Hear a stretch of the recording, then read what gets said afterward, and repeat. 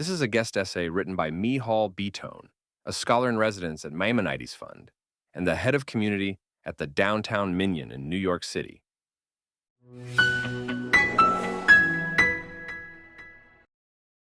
Western Jews have lately been sensing the end of what has been dubbed our Golden Age, or a Jewish century. Looking back longingly at the past 100 years, we question whether the next century will be as kind to us and our children as the last one was. It's a reasonable question, but as I've noticed, it tends to be asked more often by American Ashkenazi Jews than by those whose families came from Muslim lands across the Middle East and North Africa, widely referred to as Sephardic Jews. There is a profound difference between how Western Ashkenazi Jews from the lands of the Cross and Western Sephardic Jews from the lands of the Crescent are experiencing this moment, and in that difference lie competing visions of the Western dream, rooted in each community's pre-modern-day West history. When more than 2 million Ashkenazi Jews came to the United States from Europe and Russia between 1880 and 1924, they brought with them the unfulfilled dreams of the Old World, namely emancipation and enlightenment. These overlapping events, the granting of civic rights to Jews and the modernization of Jewish thought, had been fundamental ruptures in Jewish life. They introduced the possibility of social and political equality in the state on the one hand, and the weakening of religious communal authority on the other. The foundational value of both ruptures was freedom.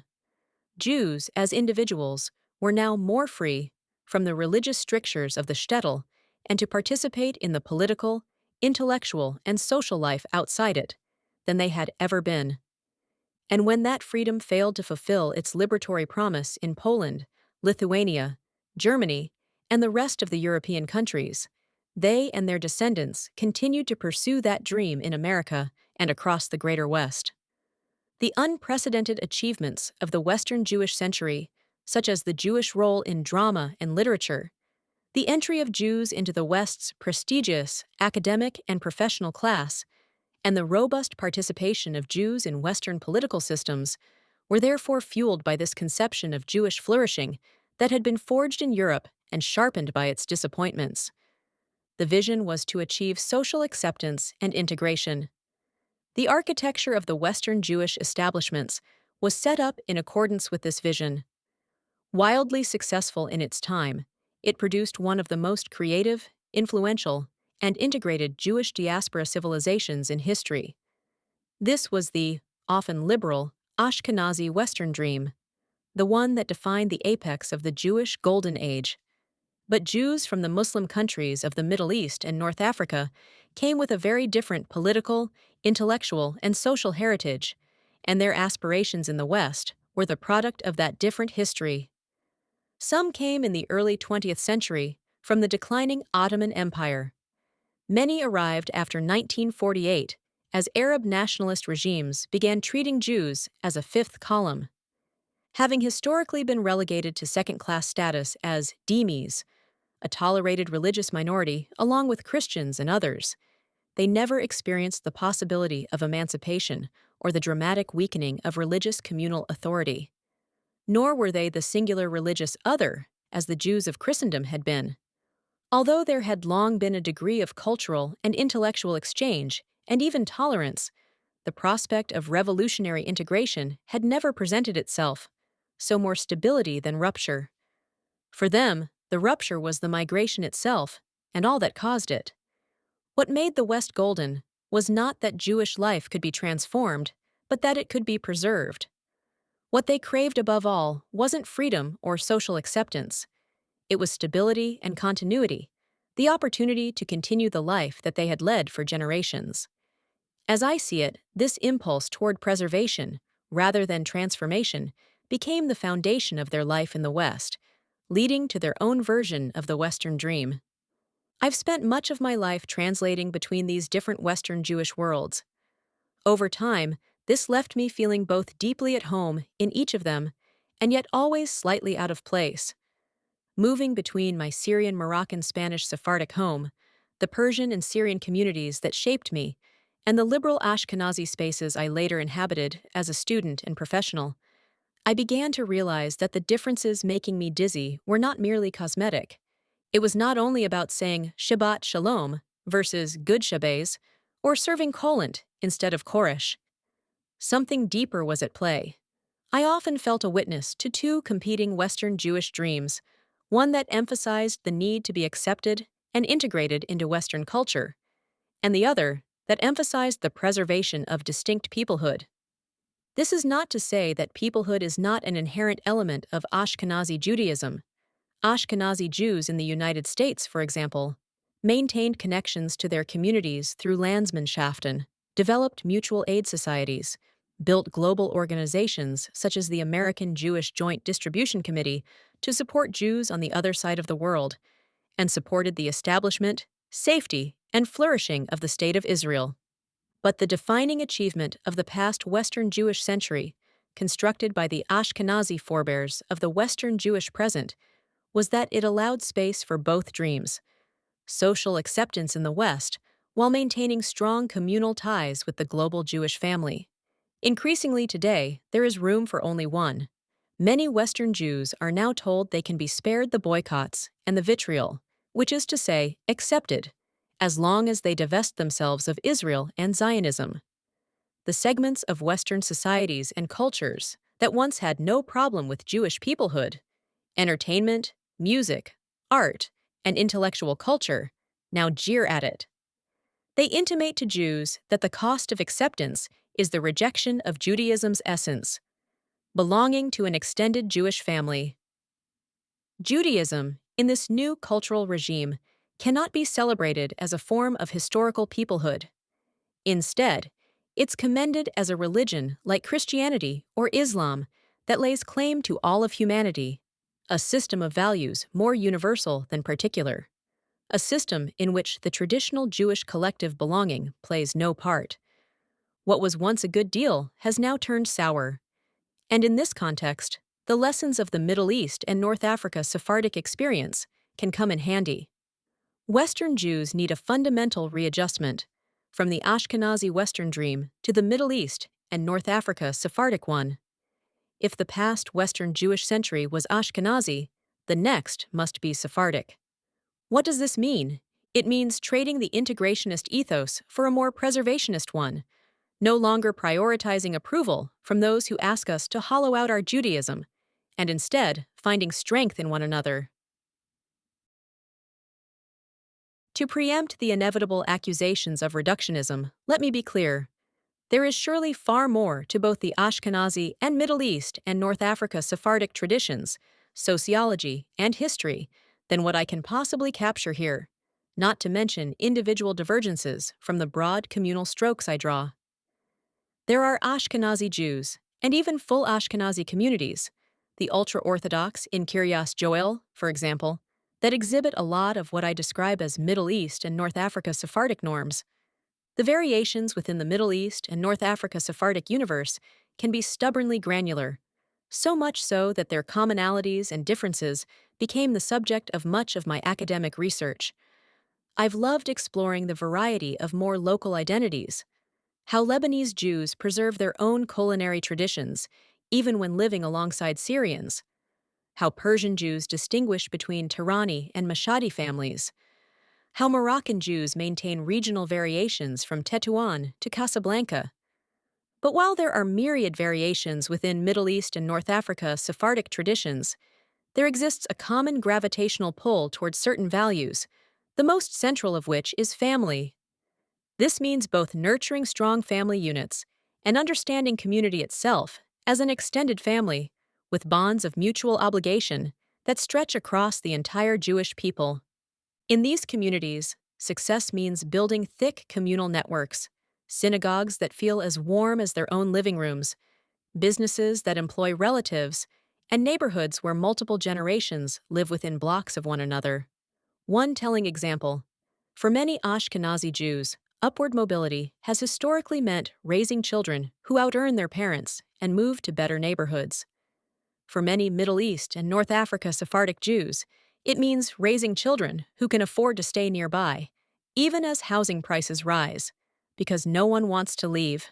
What I mean to do with this admittedly provocative and exaggerated binary is to shift the mentality, to recognize that while one dream struggles under changing Western circumstances, the other can show us how to flourish in the current landscape. Since October 7th, Western and Israeli observers have noticed the resilience of many Middle East and North Africa Sephardic communities. The demographic vitality of Sephardic ethnic enclaves from Brooklyn to Melbourne, the pan-Sephardic building of new communities, and the cultural vibrancy of these communities. The unapologetic assertiveness of some Sephardic and Mizrahi students on hostel campuses, and the rise of social media influencers from Middle East and North Africa, Sephardic and Mizrahi backgrounds speaking up proudly and confidently as Zionists. Such examples indicate a growing energy in the Middle East and North Africa Sephardic experience. What they don't do, and what we need, is a framework to understand and replicate this energy, a framework rooted in family as the primary vessel of Western Jewish identity. Here, I offer 4 initial reforms for a program of cultural appropriation that I believe can be adapted by all Jews, and that directly addresses the crisis of acceptance those of us committed to a Jewish peoplehood that includes our extended family in Israel are facing in America. The beauty of this approach is that it allows for discernment. I would not advocate, for example, that Ashkenazi Western Jews wholesale adopt the insularity of some Middle East and North Africa Sephardic communities. Such an orientation is unnatural and incompatible with certain Ashkenazi norms, and would also hurt our ability to wage battles that must be fought, such as minimizing polarization within Western political discourse or making sure Western public schools avoid spreading anti-Semitic ideas. There are also real tensions to navigate. For instance, intermarriage has been normalized in many Ashkenazi environments. How does that square with learning from communities where in-marriage is treated as foundational to family and communal life? I do not pretend to have resolved these questions. What I'm proposing is cultural appropriation through selective adaptation, identifying the strongest and most valuable resources for the moment while leaving others aside. The first reform is to reinvest in the Jewish family as the center of Jewish education and Jewish identity. For generations, American Jews built extraordinary institutions such as schools, synagogues, JCCs, and summer camps, and they remain indispensable. But those institutions have also made it possible to outsource Judaism, to assume that identity, practice, and knowledge are primarily the responsibility of experts rather than parents and grandparents. Judaism becomes episodic, something that happens there, in synagogue or camp, rather than here, at the Shabbat table. A Middle East and North Africa Sephardic approach flips this hierarchy. It begins with a simple but demanding mindset shift. Jewish institutions exist to support families, not the other way around. Jewish continuity does not begin with organizational strategy or professional programming. It begins with parents and grandparents who understand themselves as the primary transmitters of meaning, obligation, and memory.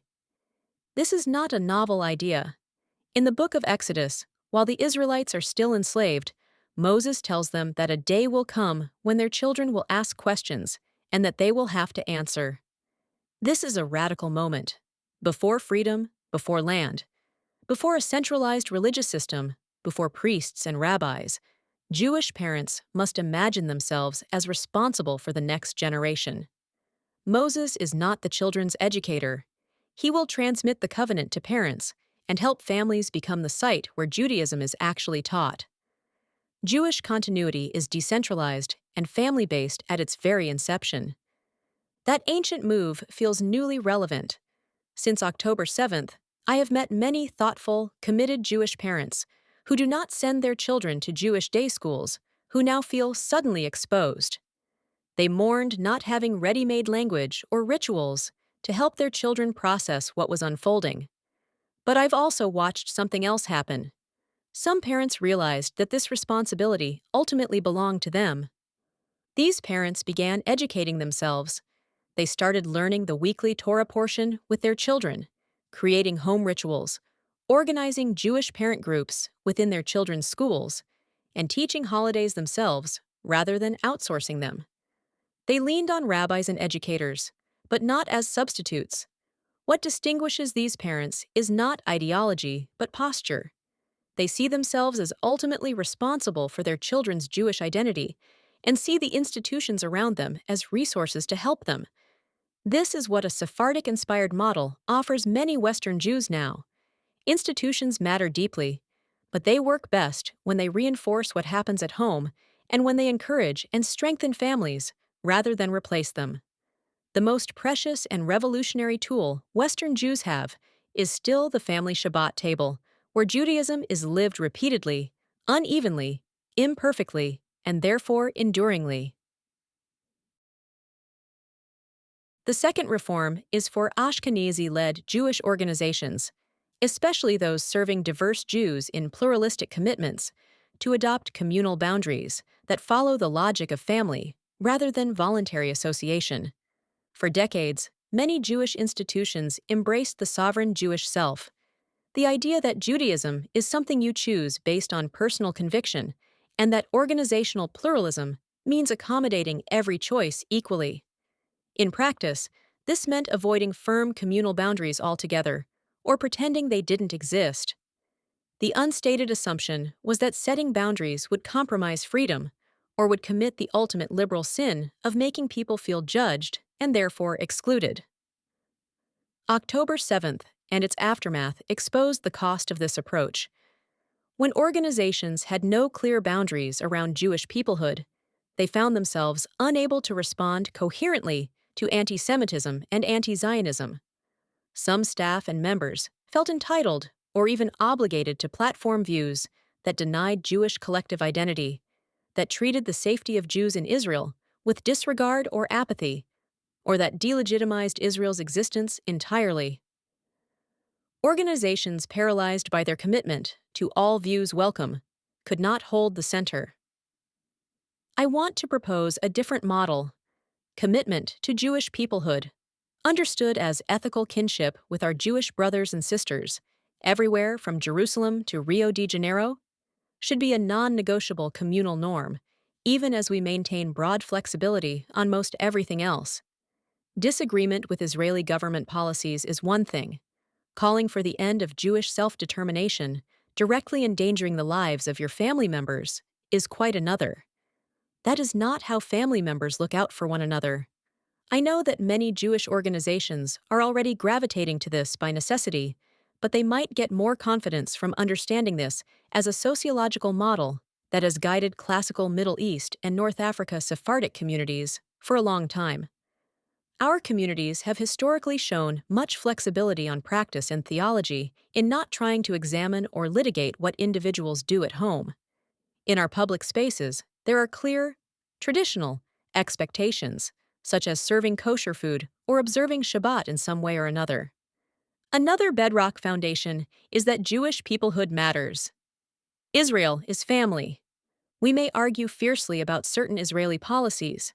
We may vary widely in religious observance. We may disagree about politics. But we do not platform those who deny our family ties or legitimacy. The boundary isn't ideological or political, it's familial. You don't get to be at the Shabbat table while denying your siblings' right to exist. This is not a litmus test or ideological gatekeeping. It's a communal norm, the way families have norms. Not everyone has to be equally committed or observant, but everyone has to accept they're in a family bound by mutual responsibility and shared fate. You can be the cousin who barely shows up, who argues at every dinner, who everyone knows is texting on their phone under the Shabbat table, who doesn't agree with half the family's choices, but you cannot be the one who sides with those who seek to hurt it. This requires confidence that Jewish institutions have often lacked, the confidence to say, "This is who we are," without apology, while remaining genuinely open on everything else. It's the difference between a family and customers. Businesses accommodate all preferences to keep customers coming back. Families have boundaries because they are building something together.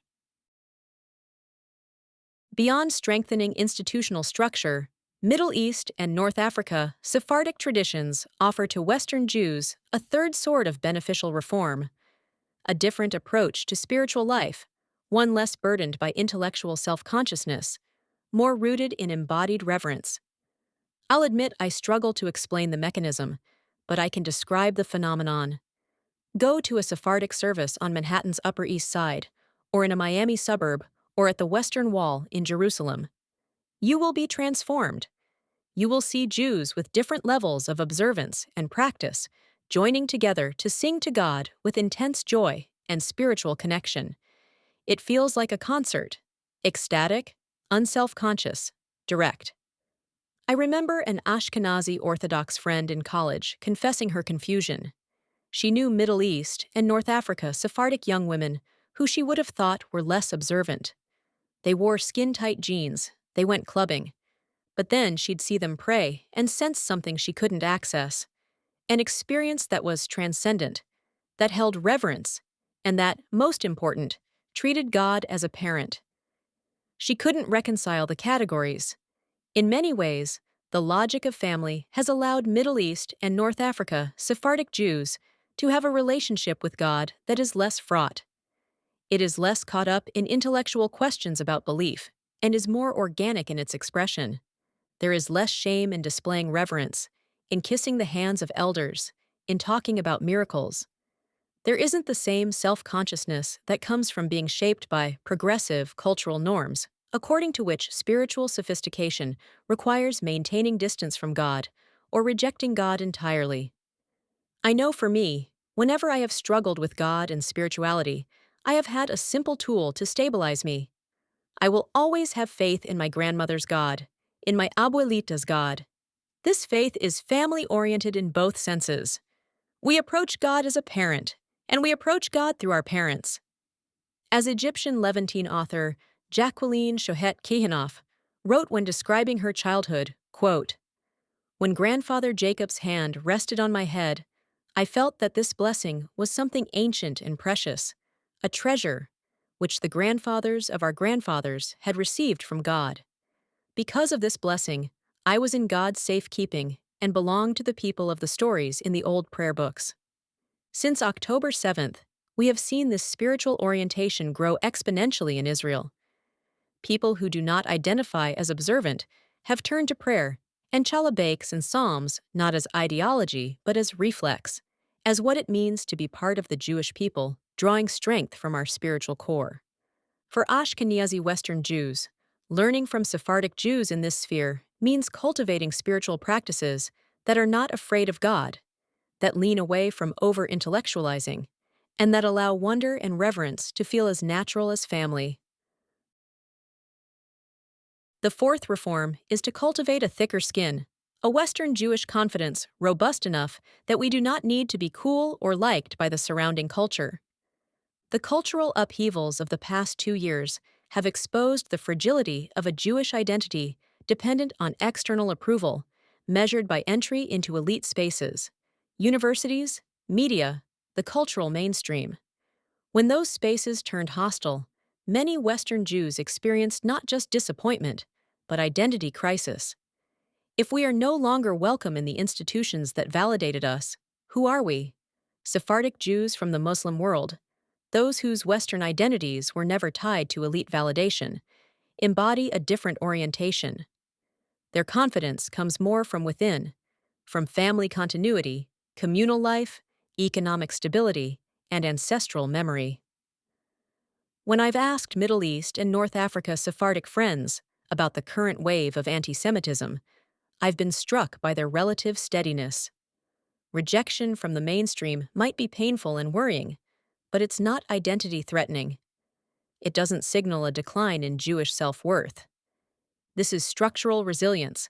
When your primary source of affirmation is internal, external condemnation becomes more bearable. I know I have felt this. I have joked with friends that if I'm canceled on social media for being a Zionist, my Middle East and North Africa Sephardic community and family will hold me up as a hero. The difference is between, on one hand, pride that derives from being popular and beloved by others, a la Adam Sandler's Hanukkah song, and, on the other, pride that derives from community and inheritance. This direction also invites a different vision of Western patriotism, in which loving the West in general, or a specific Western country, means gratitude, where you can succeed and flourish even if you aren't universally liked, where your rights are protected even if your neighbors don't understand you. It is loving devotion to the West that doesn't ask you to trade in your family for social acceptance. Imagine a Western Jewry with this posture, a rootedness that cannot be canceled, since it does not depend on external endorsement. When campus students jeer at you, when colleagues pressure you to distance yourself from Israel, when invitations dry up, it hurts, but it doesn't destroy you. You have family, you have community, you have a civilization that has survived far worse and will outlast this too. My aspirational message that Western Jews become more Sephardic rests on a particular understanding of Jewish diversity. For us, diversity has never been a problem to solve. It has been the lifeblood of Jewish strength. Our diasporic wanderings, our divergent histories under crescent and cross, our many languages, cuisines, liturgical melodies, skin tones, and sensibilities are not a liability. They are a reservoir of cultural appropriation in the best sense, a shared Jewish capacity to borrow, adapt, imitate, and experiment across difference. This is both a commitment to Jewish peoplehood and one of its rewards. We might as well reap it.